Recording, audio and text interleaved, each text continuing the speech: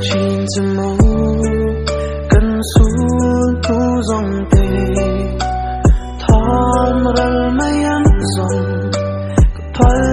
đón em lệ tu đằng em đang ai lâu tê im lim min dài cần vô tri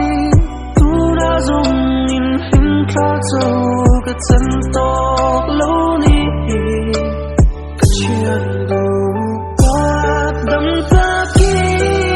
mong cha lệ cần công gió sáng dâu ta si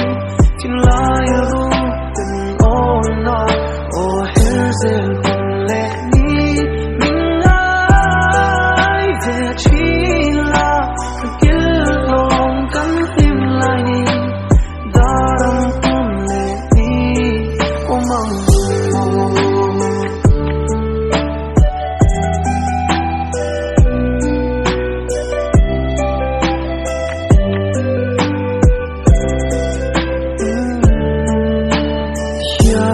thu cần tiền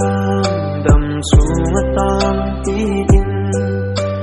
chuyện cần đi đến có ngờ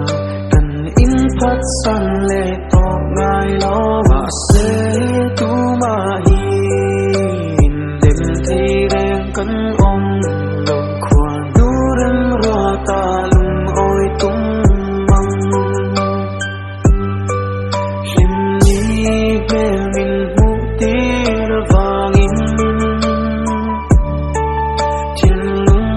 kinh niệm dùng mà cả lô mẹ ô